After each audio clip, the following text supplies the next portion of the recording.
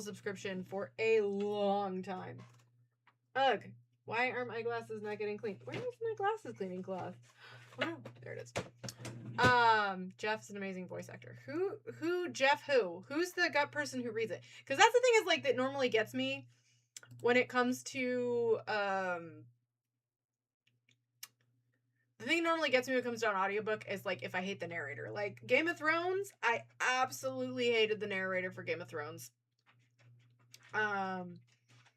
And then you've got things like How to Train Your Dragon, which I've read all the How to Train Your Dragon books because they're all read by David Tennant. So I don't know. Jeff who? Ooh.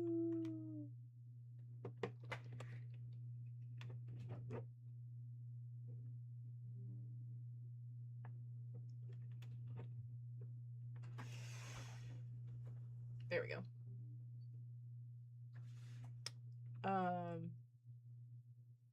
Jeff Hayes. I don't think I know who that is, but I will take your word for it. Hang on. Dog wants to go downstairs. What, Stormy? Go tonight. Are you going to say it? Okay, you're going to go downstairs? All right, go downstairs. There we go. Anyway. Hi.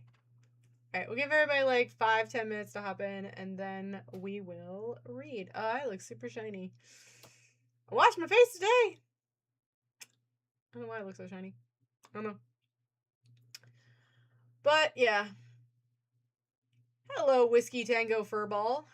What are we reading? We are going to continue Queen's Peril, which is the first book in the Queen series.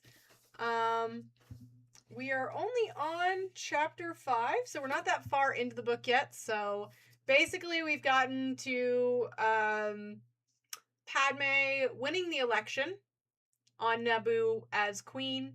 There's been a little bit of like with Sidious kind of going back and forth, and then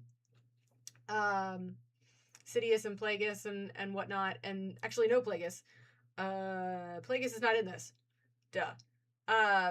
So yeah. This is kind of like our break. So mostly we've been reading the Legends timeline for Star Wars. This is kind of like a break in the Legends timeline, which I will, if I notice a difference between the Legends timeline and this, which is canon timeline, or Disney canon timeline, I'll let you guys know. Like, for example,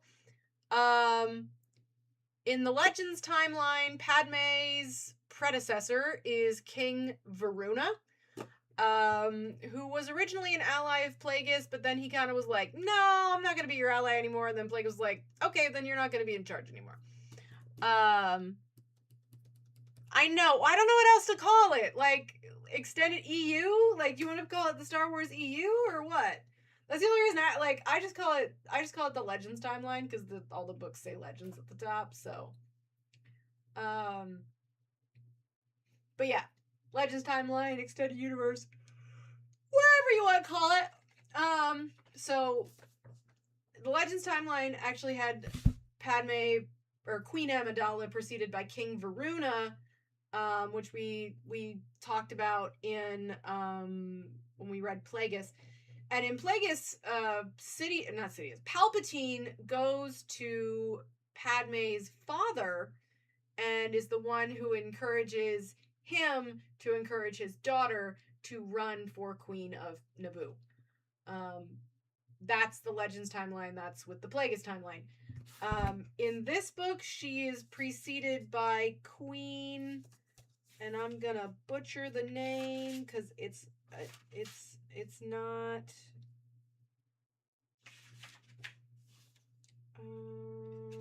I don't know. Anyway, it's a queen. So that's the first break. Queen, not important. Yeah, Queen has a really long name that I don't remember, and yeah. So so far that's one of the differences I can tell you from the break between the Legends timeline and this. There was something recently too. We were watching oh, that's right. So we were watching Mall. I was finally catching up on Mall. I know it's been a while. I should have done that sooner, but don't judge me. I ain't got that kind. I don't have a lot of free time these days.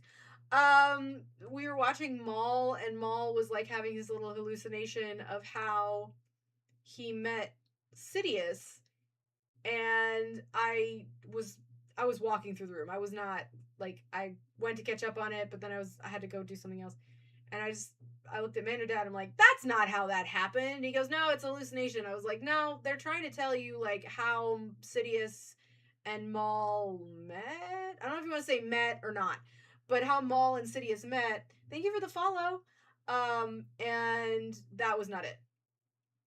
Because it was basically like Savage was there, and there was like a whole thing in the Legends timeline. In the way that Maul comes into the picture with Sidious in the Legends timeline is Sidious is like walking through a marketplace, and Maul's mother just kind of like chucks the baby at him and goes, "Here, it's yours now." And then like that's it. That's how Maul got, or how Sidious was introduced to Maul. His mother just chucked a baby at him.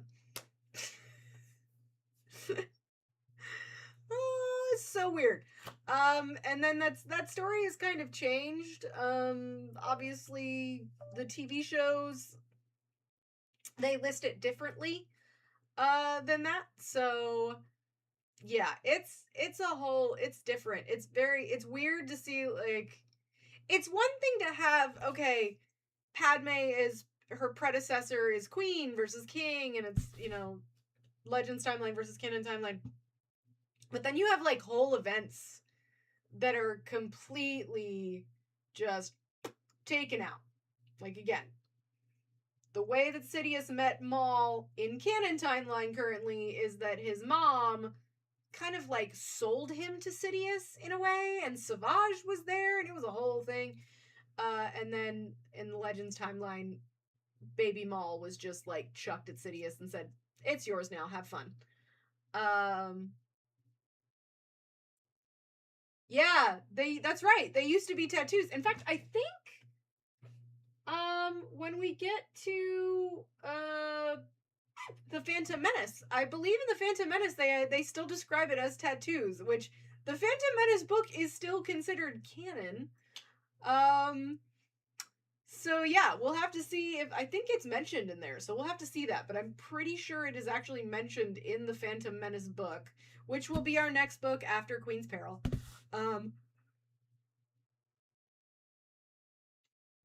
Like Obi-Wan said, it's true from a certain point of view. That is true. That is true. It does change depending on the point of view. Sort of. I mean, I don't know how that baby Maul chucked at Sidious versus adolescent Maul sold to Sidious. Those are two very different events. Mando Dad was basically trying to say that the events of Plagueis and how Sidious was introduced to Maul in Plagueis are actually still realistic, because the flashback scenes are him on like a trip. So like, we don't know if they're true or not, right? So that's how he's justifying it. Mando Dad is a purist. He does not. He much prefers the Legends timeline, I think, than canon timeline. But thank you for the follow. Ooh. It just depends.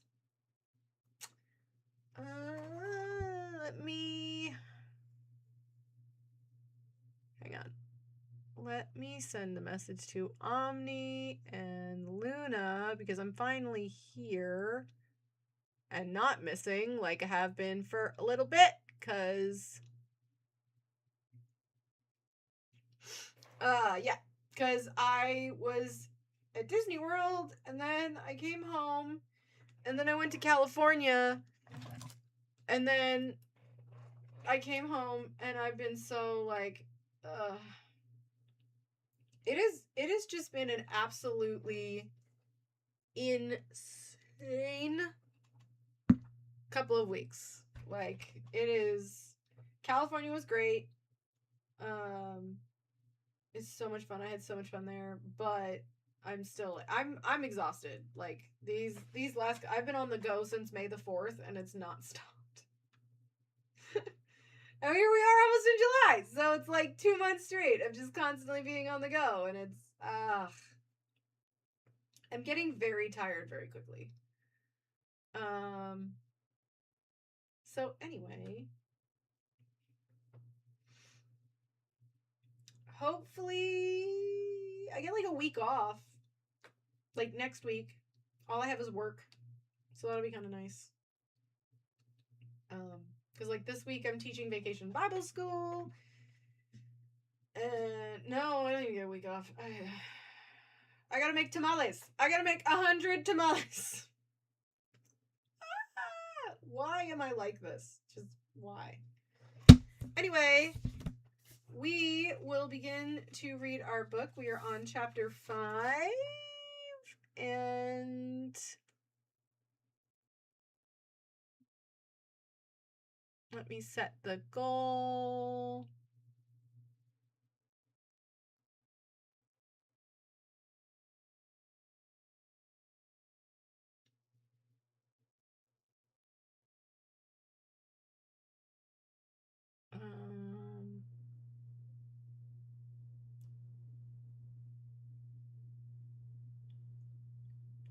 All right.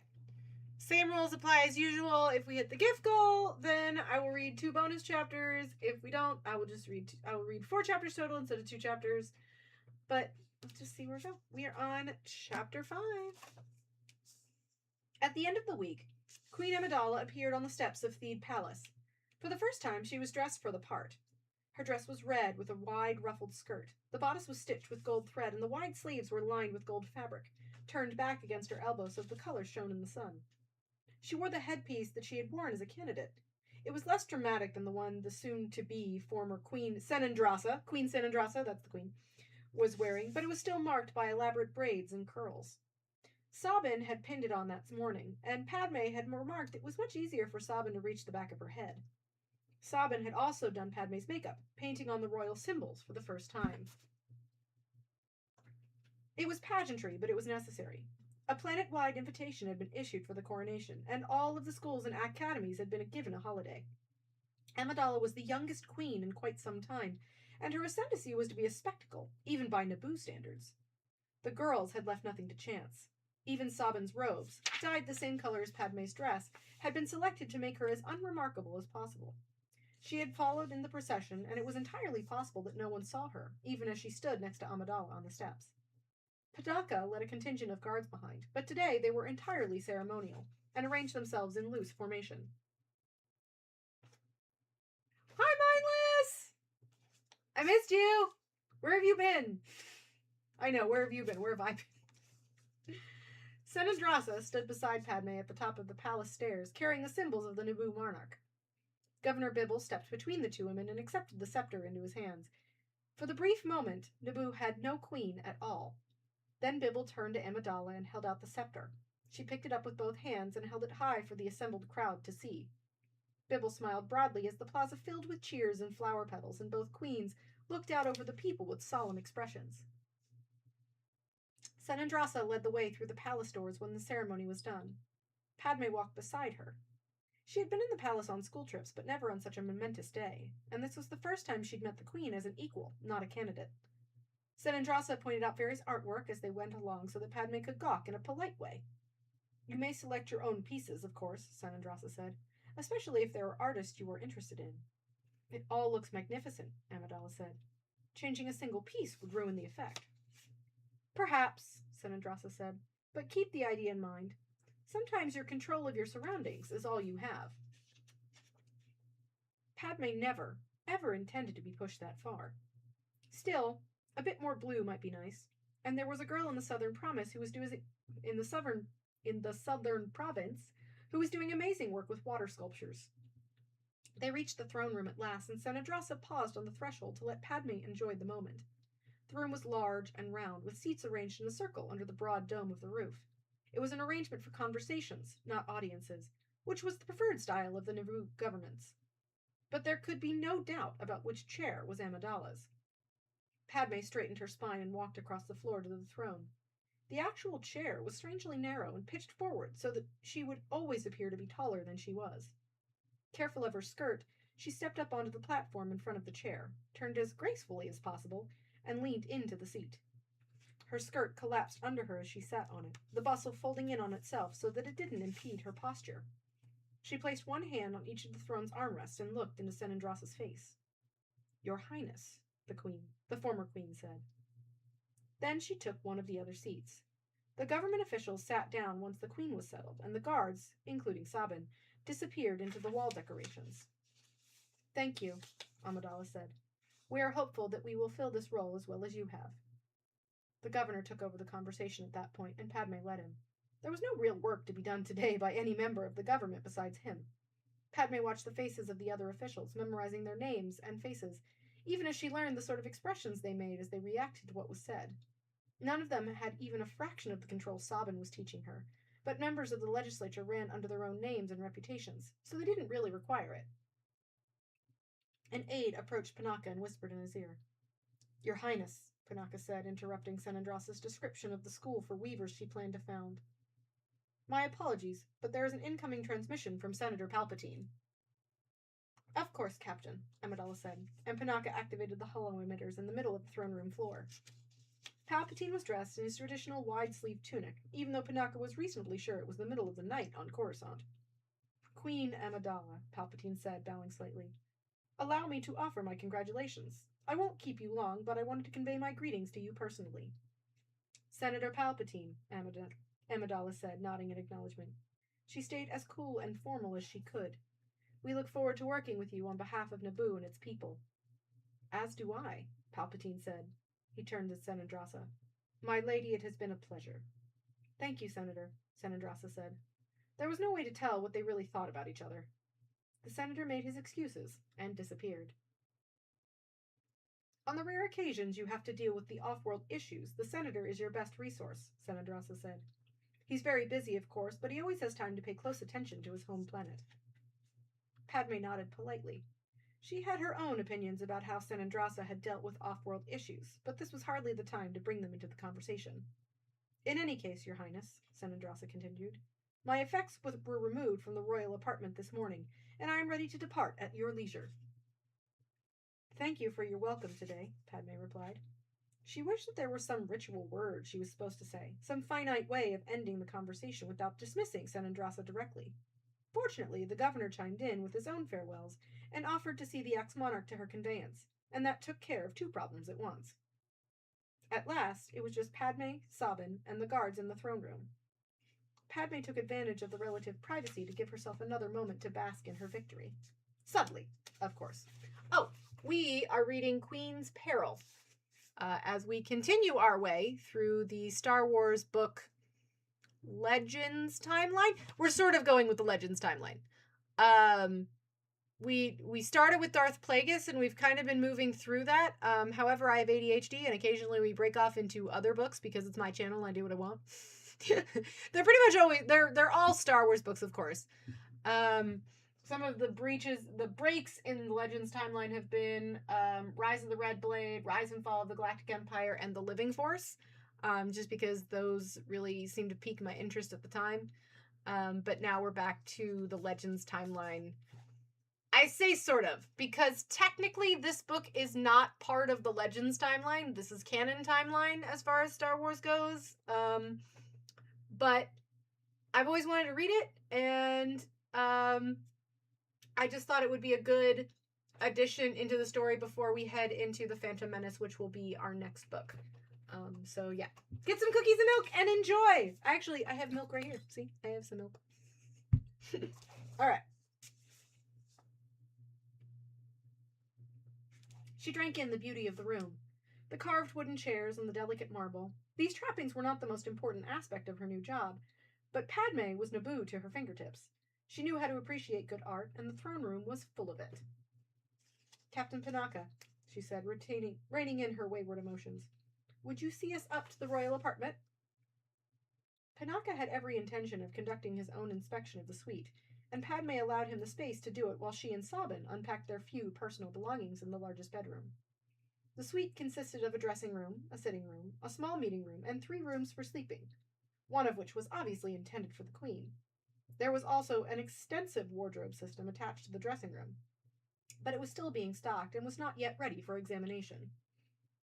We may have to move some of the furniture in the sitting room, Panaka reported when his inspection was done. There's no good place for your guards to stand.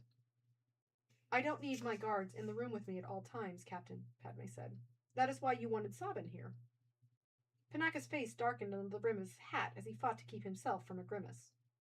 Your Highness, Sabin is not meant to be your only guard in here, he said. We can cut the rotation down to 2 guards in the room, and the other 2 in the corridor, but... No, Captain. It was the first time Amidala had truly brought her will to bear, and everyone flinched. She looked absolutely splendid in that dress, like a red gold comet that was going to go exactly where it wanted. Panaka's stance shifted slightly to something defensive. We are on the 5th floor. The only other people who live in this section of the palace are the guards you selected yourself. Any craft approaching the balcony would be spotted long before it got here. I thank you for your dedication, but I will not require any of your guards in my rooms. Which is fair. Who wants guards in their rooms? It was the moment when they would all figure out how far the queen would be pushed, and it was happening in front of several witnesses. For a heartbeat or two, Sabin thought there was going to be an argument. Panaka did not look like he was going to back down, and she knew there was no way Padme would. Very well, Your Highness. Panaka looked like he had swallowed a sour fruit. Sabin will begin your combat training tomorrow. You'll teach us both, Padme said firmly. The others, too, when they arrive. Of course, Your Highness. Panaka didn't wait for her dismissal. He turned on his heel and led the guards out of the room. For a few moments after the door was shut, the girl stood there in silence. Do you really trust me that much already? Sabin asked. The sleeves of her robe hid her twisting fingers. It was the one part of her body she didn't control, because usually she had to move her fingers when she was performing anyway. No, Padme said. She reached up and pulled the headpiece off. A few pins fell into her skirt, and she shook them to the floor so she could retrieve them. But I am going to eventually, so we might as well establish boundaries at the start.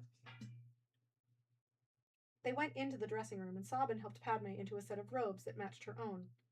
Padme brushed her hair out from the braids they put in under the headpiece and wiped her face clean. Sabin opened the wardrobe door and fiddled with the controls for a moment until she figured out how to send the dress to its assigned spot. Ooh, fancy closet! Why don't you like Senandrasa? Sabin asked once they were back in the sitting room, reclining with their feet up on one of the footstools Panaka had wanted to move. Was it that obvious? Padme said. She sounded more concerned about that than anything else so far, but Sabin knew it was only because the queen let her guard down a bit when they were alone. Probably not, Sabin told her. She linked her fingers in her lap the way Padme did. It wasn't just combat training they had to share. I learned your tells as you learned to hide them. That's all. It's not that I dislike her as a person, Padme said after considering it for a moment, but I didn't like how she talked about other planets in the sector during her reign. We share one senator, but she talked like Naboo was the only planet out here. I'd rather reach out and make allies. Naboo traditions are important, but they aren't the only things that matter in the galaxy. You didn't mention that on the campaign trail, Sabin said. No, Padme allowed, but it's on my list. I imagine your list makes Captain Panaka quake in his boots, Sabin said. Probably, Padme said. We'll break it to him gently. It's time for your breathing exercises, Your Highness, Sabin said, and they got back to work. Watching Padme relax without actually relaxing was a bit unnerving, but Sabin knew that most people would only see the studied calm of the queen's face. Padme had to work hardest as not showing her compassion in her eyes, so Sabin had already modified their practice to focus on appearing politely interested, not placid.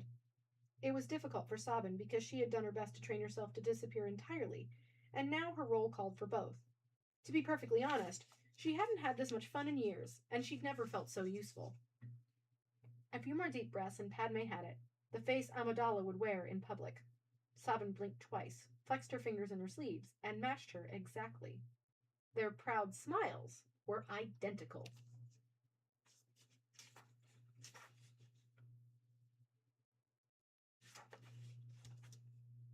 Hi, Mr. Pierre! How are things in Florida?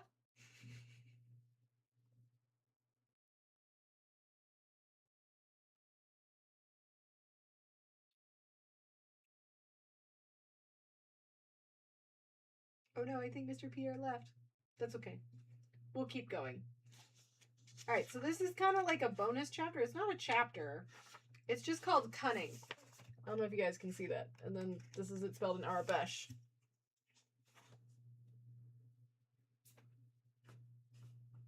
Aren't you in Texas? Mindless? I mean, it's hot here too. It's North Carolina. We had a tornado today. That was fun. Yeah. Yeah.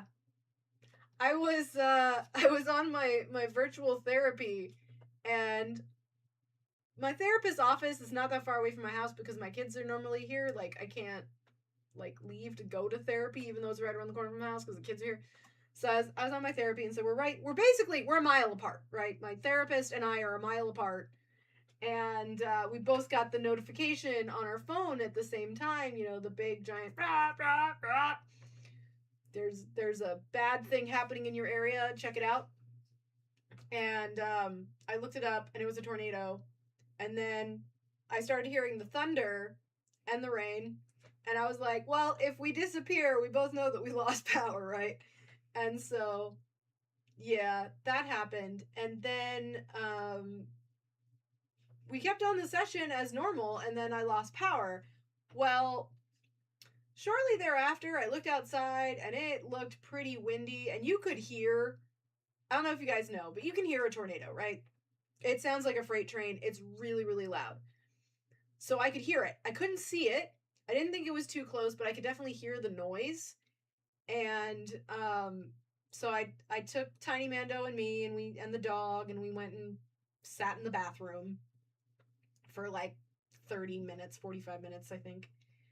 Power was off, not that big of a deal. But then once everything was gone, I found out why the power was off, and that's because yeah, see, that's where the other thing was, like, I could hear it above me. Like, there was definitely noise above me that did not sound great. Like, I shoved Tiny Mando and the dog in the bathroom, and then I kept running outside to see if I could hear it or see it, and then I would, like, be like, okay, I can hear the noise, okay, I'll get in the bathroom, and then I'd be like, let me go check it out again. Run outside, come back in.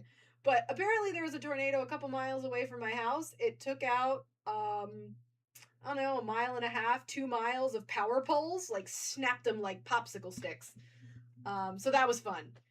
So we didn't have power for about 4 or 5 hours. Not a huge deal. Mando Dad did bring me Chipotle for dinner because it wasn't like I could cook anything, and Mando Dad was like an hour. He works like an hour north of where we live, 45 minutes to an hour. So like he was able to get food on his way home because there was no problem there. So yeah. And it must have, at some point, it must have messed with one of the cell towers, because for a while there, like, I had signal, but I didn't have 5G signal. I had LTE signal, and it was super slow, which meant I couldn't, like, check the Weather Channel or anything. It wouldn't load. So, yeah. It was a fun afternoon. And then as soon as I got power back, I came upstairs to finish the work that I was trying to get done before we lost power. Because, like, yeah, I was technically no longer working. I was off shift or whatever, but like it was kind of important that I get it done. So yeah, that was fun. We had a tornado nearby today. That was great. Yeah. Woo. Anyway, cunning. Did you know that there is officially no such thing as a jail on Naboo? Panaka said artlessly. The girl across the table from him rolled her eyes. Only because we sent everyone to the moon, she replied. She spoke in a carefully clipped tones of someone who was modulating their natural accent. Exactly, said Panaka. Just so we're both clear where this is headed. The second eye roll was a smidgen less sure of itself. Panaka had found Rabin Tonsort on a list of dropouts from one of Naboo's most prestigious schools. She was, according to her record, brilliant in a variety of media, from music to acting to sculpture. Her teachers praised her creativity and adaptability. Her classmates, she had few friends, enjoyed working with her since she always seemed to be able to deliver results. Splinter of the mind's eye? I don't know. School administrators had thrown her out when it was discovered she had been running a forgery ring out of the school's basement. Several other students had been suspected, but the only hard evidence anyone ever found pinned the entire operation on Rabin. You're a fairly accomplished con woman, I see, Panaka continued. Or is it con girl? Naboo children tended to be prodigies. It only made sense that some of them went in strange directions. It was a school project, Rabin protested, her accent slipping through the cracks of her emotional response. We were supposed to conduct a survey of an artistic era of our choice. It's right on the syllabus. You were not supposed to sell the results, Panaka said, and you certainly weren't supposed to tell the off-worlders you sold them to that they were the original pieces. Rabin said nothing. What I don't understand, Panaka continued, is that you could clearly do whatever you want. An artist with your versatility comes along once a generation if we're lucky. You have the whole of Naboo at your fingertips, and you chose this? There was no actual danger of Rabin being sent to the moon, but Panaka wasn't about to tell her that. The school, unwilling to admit it had fostered a criminal, had simply forced her to drop out. She hadn't even been expelled. Why not go legit and be an actress? Panaka asked. Naboo went through trends, same as anywhere else, and the theater was currently the most popular. I don't like playing parts that other people have written, Rabin had said. It might have even been the truth, so Panaka decided to roll with it. What if it was the part of a lifetime? He tried to say it as casually as possible, leave as much up to her imagination as he could. She leaned forward immediately. I will not be an informant, she hissed. Panaka laughed, a real, true laugh. That wasn't at all what he was talking about, and for some reason her complete denial amused him. Too late, he realized that he was probably giving too much away. But honestly, it had been so long since he had laughed like that, he almost didn't care. I'm not asking you to be an informant, he said. It actually has nothing to do with your previous indiscretions. You just have a few talents I'm interested in, and no other offers at the moment. I'm listening, she said. Panaka had made all of his selections very carefully. One girl had been eliminated from consideration because she lacked the hand-eye coordination to fire a blaster. Several others were already too well known in the Naboo arts community for them to disappear without it being remarked upon. Rabin might be a bit rough around the edges, but she was perfect otherwise, and Panaka didn't mind having something to hold over her in an emergency. It's a security job, Panaka said. You'd be charged with protecting one person, and that protection would extend to performing duties around her household. It was appropriately vague. Like laundry and cleaning? Rabin asked. If the occasion called for it. Panaka had no real idea what Amidala was going to do with her handmaidens once she had them, though he doubted their tasks would be mundane. But it's very high profile, Rabin mused, so high profile that you can't tell me who it is. Not until I have some indication of your trustworthiness or commitment, he admitted. Please, Captain, Rabin said. You're a royal security officer. There aren't that many people it could be. Panaka wondered absently how many times he was going to be outsmarted by a teenage girl in the days to come. All right, he said. You have some idea of the stakes. You have some idea of the responsibility. I want you to do this because you are good at something she's not. Deceit, Rabin said. Precisely, Panaka said. I want you to make the system work. To teach her how to hide in plain sight and how to blend into the wall decorations. I want you to watch for things she doesn't know how to watch for. I want you to teach her how to spot a fake and how to talk to someone and make them trust her without relying on her compassionate heart. She's been elected queen, Rabin said.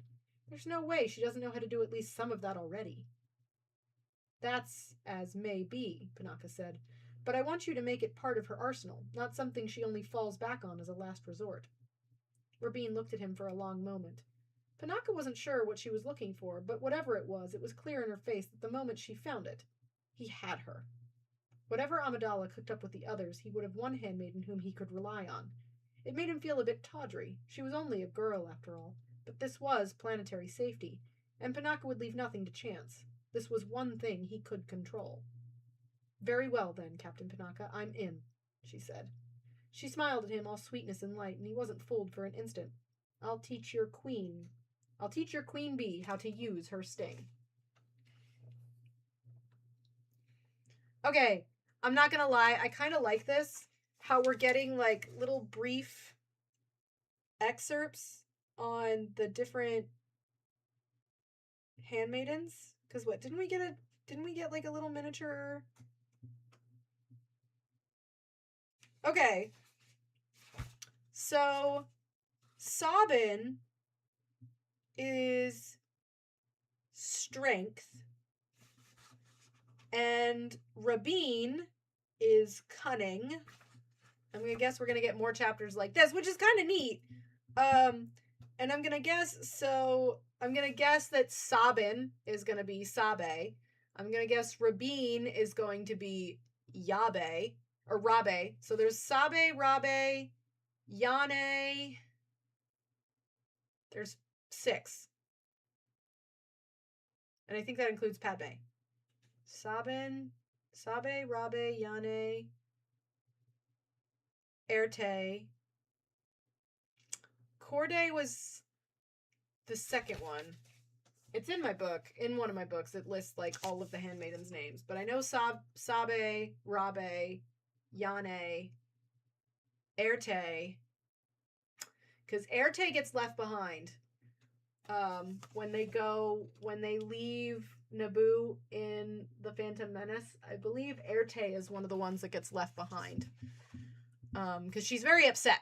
Because they don't take all the handmaidens. They leave some of them behind. And it makes Erte upset, if I remember correctly. It's been a long time since I've read Phantom Menace. Chapter 6. There were 5 of them altogether, including Sabin. Oh, there's only 5, sorry. So, Rabe, Sabe, Erte, Yane. I don't know if it's going to list them. Who already stood behind the throne. Panaka presented them to the queen with minimal flourish at the end of the second week of her reign. They each bowed politely when he put them forward, and Amidala acknowledged them with an identical nod. Her face was painted for full court, and her elaborate headpiece extended from her head in both directions. She was carefully impersonal, a mystery in voluminous green. Panaka was decently sure she hadn't actually moved in several hours, but there was no indication that her attention was flagging. It had been a long day with regional representatives.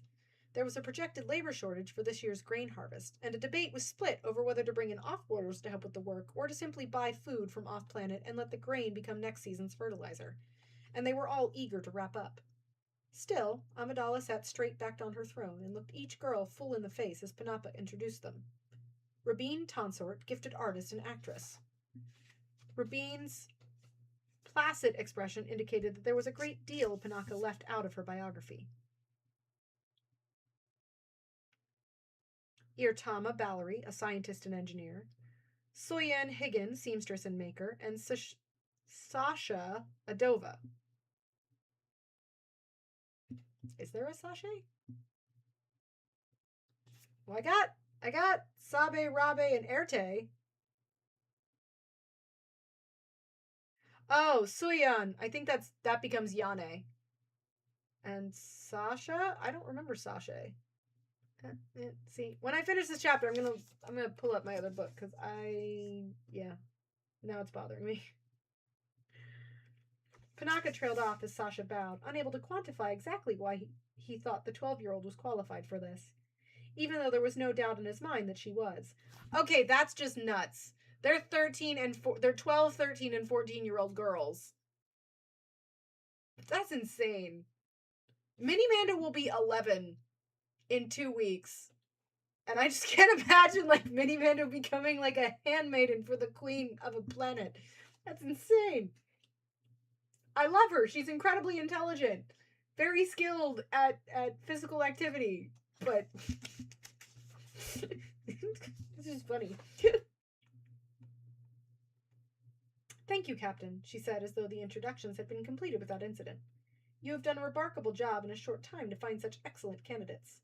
It was my privilege, Panaka said, bowing. We will go up to the suite and talk further, Amidala continued, now speaking directly to the girls. There are a few things we need to discuss. Panaka ground his teeth. Amidala had been exceptionally firm about not allowing guards into the suite without a good reason, and he had a feeling she would shut him out of the coming conversation quite deliberately. Aw, thank you for the follow. Follow. Jeez, I cannot talk tonight. The queen rose and led the way upstairs. The girls followed her into their rooms, and Sabin shut the door, doing her best not to smile at Panaka's expression. In the sitting room, Amidala indicated that they should all sit down, and then she perched on a chair by the hearth and pulled her headpiece off. Sabin was standing next to her before she'd finished extricating herself from all the pins, and accepted the handoff seamlessly. Just put it on the table for now, Amidala said. Sabin did, and took her seat again. Padme took a moment to shake her hair out and look at the girls Panaka had chosen. They were all physically similar to her, except Ertama, who was blonde, and they all looked politely interested. Even Sasha wasn't cowed by the apartment. Padme was impressed. My name is Padme, she said, by way of introduction. She wanted them to understand. I imagine Captain Panaka has explained the dangerous aspects of this position well enough, but I am hoping for something else in addition to bodyguards. It's not an addition, Sasha said. She had a dreamy voice. It's an expansion. Indeed, Padme said. But it's also a collaboration. Panaka selected each of you because you have talents that I do not. I want to take that beginning and make us into something stronger. Not just 6 parts, Soyan said. You want us to gain each other's skills. He hired me to teach you how to cheat, Rabin said. She spoke with such candor that Padme suspected she was keeping secrets. That was all right, for now at least. Padme had plenty of secrets of her own. Apparently he doesn't think you are deceitful enough on your own, but I'm starting to think he's underestimated you. Padme smiled demurely. This was going better than she had expected. Leaving the selection up to Panaka had run the risk of him picking girls who were talented and loyal, but who weren't compatible with her particular style and goals. Somehow, both Captain and Queen had gotten what they wanted. A group of handmaidens who could, hopefully, evolve into a unit to be reckoned with, assuming, of course, their personalities were cohesive. There was a difference between ambition and commitment, and wanting to serve was not the same as being part of the whole. Padme and I have already started combat training together, Sabin said, and I've been teaching her breathing exercises which help control physical reactions. Ertama leaned forward and picked up the headpiece. Apparently she was the type who always wanted to be doing something with her hands. Are they all like this? She asked, turning the piece over to examine the part that attached to Padme's head. So large? Padme replied. So stiff and ungainly, she clarified. Is this an original or a replica of a historical piece? It must be super uncomfortable. It is, Padme said. An original and uncomfortable, I mean. I can design one that looks exactly the same and weighs half as much, Ertama said. No one will know the difference except us. Let me see that, Suyan said, holding out her hands. Ertama passed the headpiece over without hesitation. Oh yes, we can improve this. I think it was made before Carlini silk was imported in bulk, and there's no reason we can't duplicate it in a more wearable style. This one can go in a museum or something. We'll look at your dresses as well. Ertama examined the green gown Padme wore with a critical eye. Suyan nodded. That at least looks like it was made with modern materials, but we'll see if we can make some modifications for comfort and functionality. Sabin turned expectantly to Sasha, who hadn't said anything indicating why Panaka had chosen her yet. Padme looked at her curiously, too. The captain thinks we work for him, Sasha said. He thinks of us as an extension of the Royal Security Forces. He doesn't understand what you want from us, and he has something on Rabin that he thinks he can use to control her. That was not a surprise. Rabin shrugged. When he said artist and actress, what he meant was that I forge classic art pieces and then convince off-worlders to buy them as originals. Rabin buried a snicker. He left out the part that I am also an accomplished musician, though. I just had to pick something at school before they kicked me out, and I picked... Crime? Sabin was openly laughing now. Suyan looked vaguely scandalized, but even she was smiling. I picked music because I'd never used it unconventionally, said Rabin deliberately. Of course, Sabin said. Did he threaten you? Padme asked. She would not stand for that. Not in so many words, Rabin said. It didn't sound like Panaka had her worried about anything. The school didn't press charges after they caught me, and none of the off-worlders know better. He did not imply he could make it difficult for me if I said no. I will tell him that's inappropriate, Padme promised. I don't think you should, Rabin said. Not yet, anyway. The 6 of them sat there, digesting what that meant. Why does he think it's so dangerous? Soyan said. There hasn't been an attack, direct or otherwise, on a Naboo monarch in decades. You're brilliant. But so was Senandrasa, in her own way. So was everyone who has been queen. What does he think is coming? Honestly, I think he's just paranoid, Padme said. He was a clerk in the legislature when he was young. Then he went to security instead of art. I know he has a passing acquaintance with Senator Palpatine, so he probably knows more about off-world politics than most other guards. I think it just started as a hunch. And now? Ertama asked. I'm not sure, Padme hesitated. We're facing a labor shortage for the hardest, which is nothing new. Debate usually goes back and forth on which solution to take, and this time the off-world buyer factions seem to be the strongest. Probably because Senandrasa supported isolationism during her reign, and I've only had 2 weeks to start changing things. The Galactic Senate is trying to change some taxation laws, and Naboo would be definitely affected by if anything passes. But there's no way to tell yet. So, is paranoia with a good direction? Rabin said. I don't want it to get out of control, Padme said. I want to be ready for anything, of course, but I don't want to be so afraid of my own shadow that I give up the parts of me that want to stay idealistic and hopeful. That's why I wanted to be queen, really. To show that Naboo can be strong in its own traditions and be part of the galactic community. We'll be your shadow, said Sasha. Padme looked at each of them in turn. As with Sabin, she had already decided that she was going to trust them. They had been honest with her, and they had agreed to Panaka's original terms, which included a significant confidentiality promise. They'd all given and gained to get here, to this room, in a palace where they could plan the future for millions at a time. And that was common ground to start from, at the very least. When Padme met Sabin's eyes, the handmaiden nodded once. In that case, I think there are some preliminary precautions we can take. I think we ought to have new names. We're all keeping secrets from our families and everyone else on the planet, and I am slightly notorious after all. Do you have any suggestions? Padme asked. You had to give up Padme, Sabin said. What if we all chose names that sounded similar to that? Aww! That would be perfect, Rabin said. I can guarantee you that most people will hear that many "es" in a row and literally never be able to remember how many of us there are, let alone who is who. I remember. Irtama clearly had objections to giving up her name, but said nothing. Padme leaned forward. You are allowed to disagree with me in private, you know, she said, especially when we're brainstorming ideas.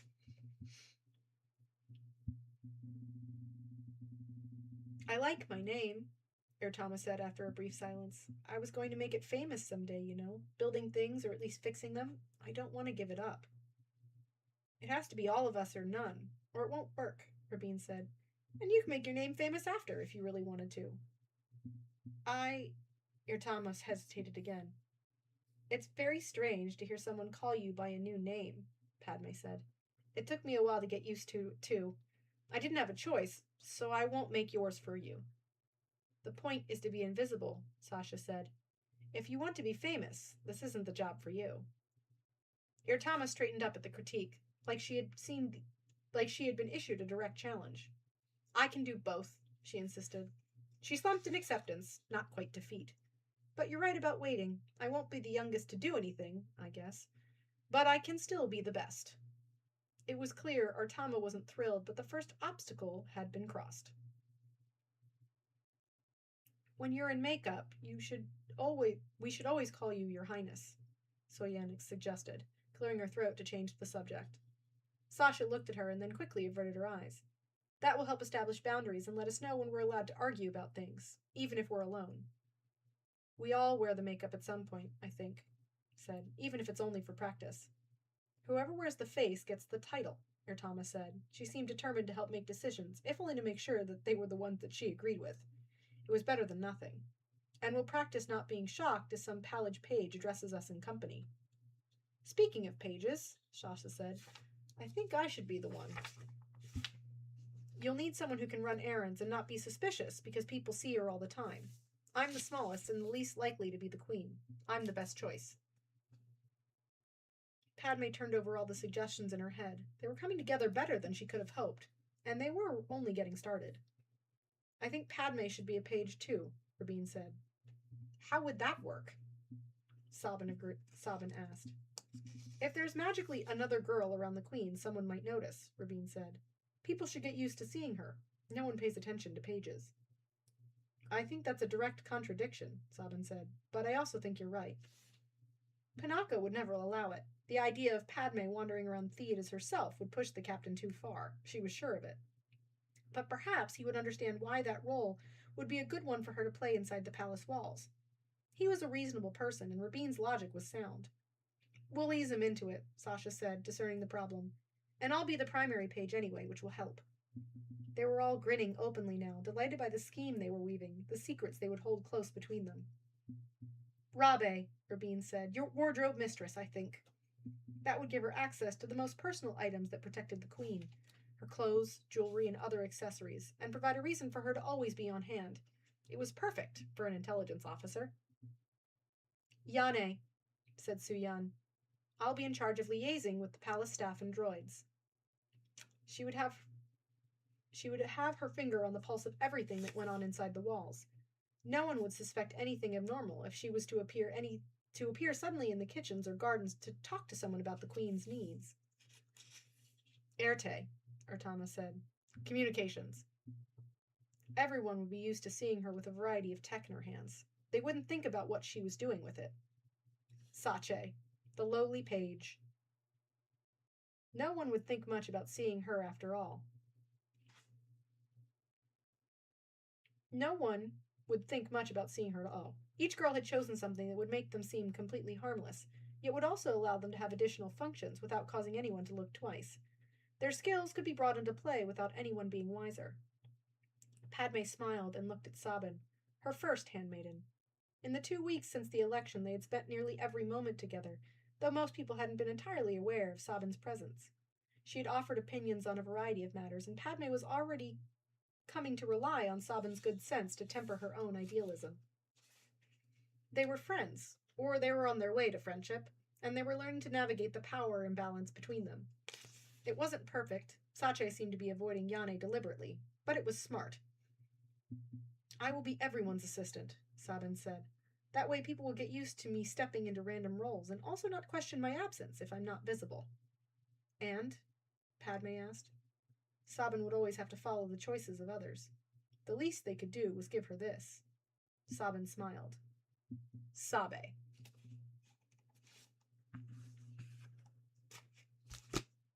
I like this book. Oh my gosh. This of all the Star Wars, this is my favorite. Out of all the Star Wars books that I have read in the last couple of years, this is quickly becoming my favorite. This is amazing. I love that we're getting to see like this nitty-gritty with the handmaidens. I love it. This is gonna be fun. This book is so much fun already. We're only on chapter 7. I love it. I love it. So I'm gonna say this. This is my favorite book so far of all the Star Wars books that we've read. And that's saying something, because I really like Death Troopers. Death Troopers is the close second. I don't know. I've loved most of these books. These books have been good. Like, no, I don't want to say I can say I've loved most of the books that we've read. I have not loved all of the books that we've read. You guys can see them on the tube of you guys on the clock app can't see them, but on the tube of you guys can see all of these books. There have been books that I have not particularly enjoyed. Cloak of Deception, the most boring Star Wars book ever written, or at least so far that I've ever read. So yeah. It's turning out to be a really good read. I think it's because this is one of the reasons that I like reading the Star Wars books is we get a better insight on who the characters are in a way that we don't necessarily get to see in a movie. Because in a movie, we don't get to hear the internal thoughts, right? We don't get to hear or see the behind the scenes stuff. And I don't mean like behind the scenes of like how they filmed a scene, but like what goes on in the quiet times? Like what do they like to eat for dinner? Because I think like a lot of these things like have who I am as a person and how you understand me as a person is who I am as a person is overlaid by a lot of things that you don't necessarily get to see on social media, or you don't get to, that my coworkers don't get to see. Like, why is my favorite food In-N-Out from California? Is it because I'm really into cheeseburgers? Not really. It has nothing to do with that, but it's because like, first of all, In-N-Out is delicious. It tastes delicious. But also, like, In-N-Out was a food that was introduced to me by my cousins in California. It's something like it's really special to me. Like every time we go out to California, I get it. I get a milkshake. I get like animal style. I share it with my family. It's like a thing. Like it's not just the food itself. The food itself is very good. Don't get me wrong. It's delicious. But it's also like the memories attached to eating that food are so incredibly strong. Right? So it is my favorite food, but there's a reason why it's my favorite food. Why is my favorite color purple? I absolutely have no idea, but a cool thing is that my siblings and I all have the favorite color of purple. Mm-hmm. Mm-hmm. Me, my brother, and my sister all love the color purple. We all like different shades of purple. My favorite shade of purple is lilac. Somewhere like a lilac or a periwinkle. Like I like a more pastel purple, light bluish pastel purple. Um, my sister, she likes magenta. She likes a pinkish purple. She's like a nice pink purple. That's her favorite shade of purple. My brother, eggplant. He loves a good eggplant or a royal purple. Like he likes a darker shade of purple. But we, three siblings who they're my half siblings, so we have different mothers. We were raised in different situations. We were raised in different times. My siblings were raised in the 80s. I was raised in the 90s. We're age gap siblings. So it's like there's we all have the same favorite shade of purple. We all share a love of reading. Like my brother and sister and I, we all collect books. Like some of my book collection that I have downstairs came from my brother. Right? Like my book collection, a good chunk of it came from my brother, or he started my love of reading. I mean, I remember being a kid when I was learning to read, and my big brother, who was 15 years older than me, so I was probably about 5 or 6, and my big brother sat me on his lap and pulled out one of his high fantasy novels and was like, "Here, you need to learn to read. Read me my book to me." And I have a very distinct memory of sitting at my aunt's house on my brother's lap reading his book to him. It was I'm pretty sure it was a science, not a high fantasy novel. I'm pretty sure it was a science fiction novel. Um and I remember struggling because one of the main character of this book was Colonel something. And of course I was just learning to read, and just learning to read the word colonel was a challenge because colonel, the rank colonel, is not spelled in any sort of something. COLONEL. So it's I remember like it took me a couple pages worth of reading the book before I finally started saying the word colonel and not colonel every time I was trying to read out loud. But I will forever remember how to say colonel now because I read the book. I wonder if I asked my brother if he could remember what the book was, because I'd love to read the rest of the book. Books from the OG. No, it wasn't a Star Wars book. It was not a Star Wars book. It was a like my brother has a whole like he had a whole library. He still does. Like his basement of his house, probably half of it is just books. Boxes upon boxes upon boxes of books. Mass market. Most of them are mass market paperbacks. Um, just tons of books. And my book my I'm pretty much the same. I have 3 bookshelves in my bedroom alone that are just overloaded with books. Like there's no more room on them. I'm going to need another bookshelf soon because I keep buying more books because I love books. And so I have 3 bookshelves in my room. I have 1 bookshelf up here which holds my crafting books, and then I have this bookshelf that has my Star Wars books in my room behind me here. And then I would also point out that my children, Minnie Mando has 3 bookshelves in her room. Tiny Mando has 2 bookshelves in her room because we all just really like books. Oh, and sorry, I also have a bookshelf in my family room and a bookshelf in my kitchen for my cookbooks. I got a lot of books. I can't help it. I collect. I am a dragon. I hoard books. And my brother does, and so does my sister. I don't know if my sister reads as much as she used to. I don't think she does. When I was growing up, she read a lot, and for a lot of her adult life she read, but I don't think she does anymore. Um I have considered picking up. I remember some of the books. I remember the covers of some of the books that she used to read, and I'm pretty sure they were VC Andrews books, which has me thinking maybe I should read those to see what all the hype was about from my sister's perspective. But I'm also terrified of reading any VC Andrews books because I am aware, and I mean, I love a good spicy book, but those get weird. I don't know if I'm ready for VC Andrews.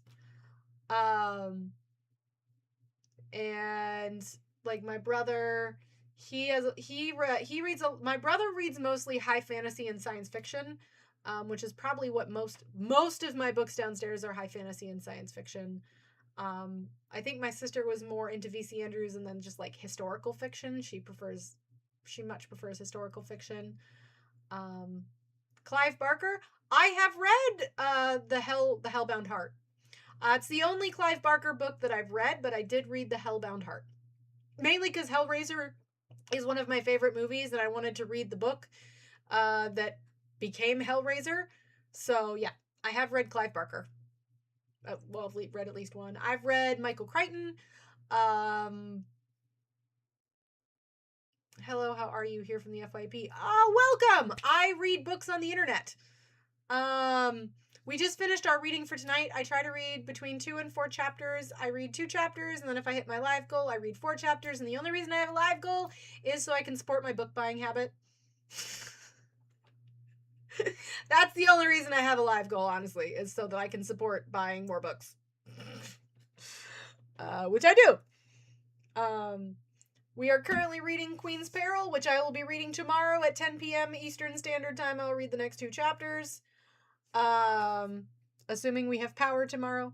But yeah, I will be reading the next 2 chapters of this book. You're a self-made fantasy fiction and sci-fi mystery author. Ooh! Can you message me some of your books? Because I'm trying to get back into reading. I'm trying.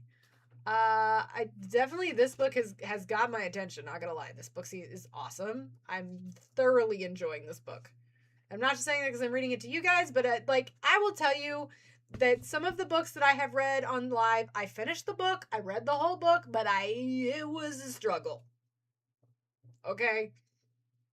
The Cloak of Deception is by far the most boring Star Wars book I have ever read because it is just blah, blah, blah, politics, blah, blah, blah, politics, blah, blah, blah, politics. It is so boring. Did not like that book at all. But yeah, so yeah, send me your fantasy fiction series. I did when I was flying home from LA. I got a book called The Secret History of the World. I was expecting a book of random history facts, which are books that I like reading weird history books, where it's just like telling you about some sort of weird thing that happened in some far off place 600 years ago. I like those. Ooh, that sounds fun. I like that. Message me what it is so I can grab it, so I can read it. But in general, I'm trying to get back into reading. I'm trying to not spend as much time on devices and video games. I'm not saying it's working, but I'll try. But I got The Secret History of the World. It's supposedly a bestseller. I am not a fan. It has not been my favorite. I'm trying to choke my way through it, but I'm very bored. I don't like it. Like I said, I thought it was going to be a random collection of history about secret societies, because that's kind of what the back was leading into. Like, that's what it was going to be, is like the weird history of secret societies, and I was like, cool, sounds great. It's not that. It's more like, it's basically, the secret societies all have like this singular ancient secret knowledge about the world and the creation of humans and all these things. and then it starts then it starts telling you that like Zeus and Jupiter, we know this. Zeus and Jupiter are the same person, but they're also the same as the Judeo-Christian god. And Genesis talks about fish people and plant people, and humans actually used to be plant people, but now we're animals, and it's weird. I'm not liking it. I'm not. I'm gonna try and finish it because the book was $30, but I'm not liking it. I just don't like it. It's boring. I'm finding it very boring, and I'm like, this sounds dumb.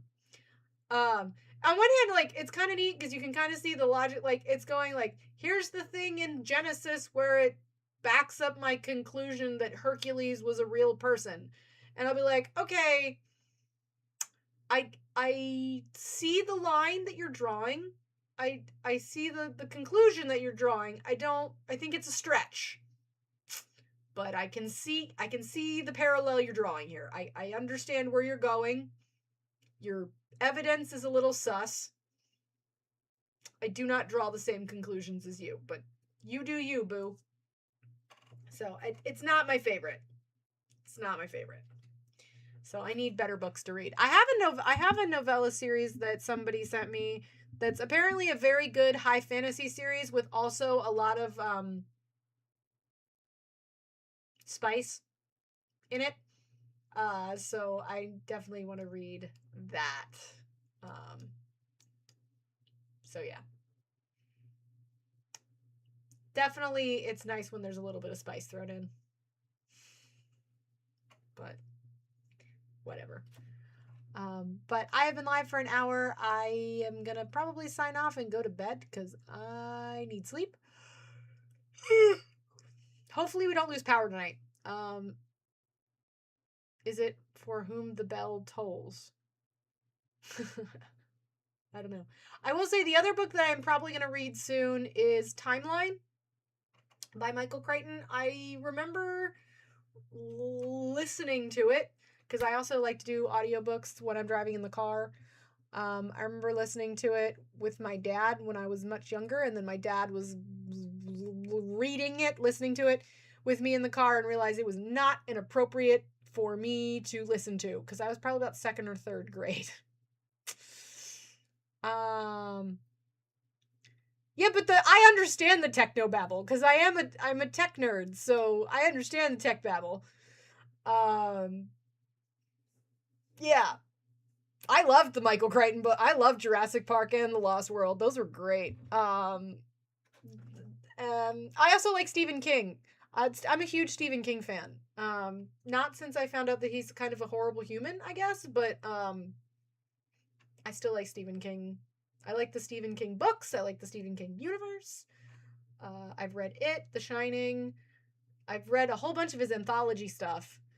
Nightmares and Dreamscapes. I think I've done all the volumes of Nightmares and Dreamscapes.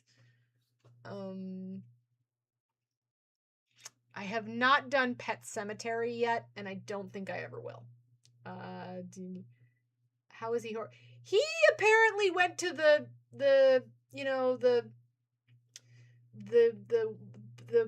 piece of land floating in the ocean, owned by a guy whose last name begins with E, rhymes with Steen. Apparently, he visited the island. And he came out and admitted it on Twitter. He's like, yep, I was there. Which, if you've ever read It, that explains the end of it. I like the movie It. I like the miniseries It. I like Welcome to Derry. And I liked the It book right up until the end. And the end of the It book gave me so much ick.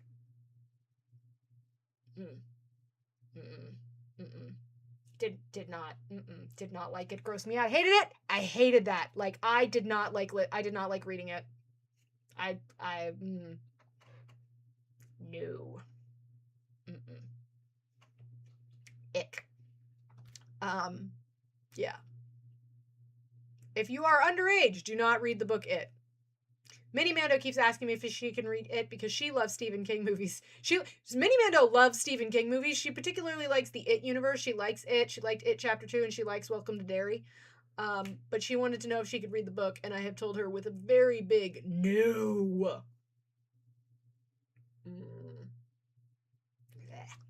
Now I'm gonna go take a shower because just thinking about it, I hate it.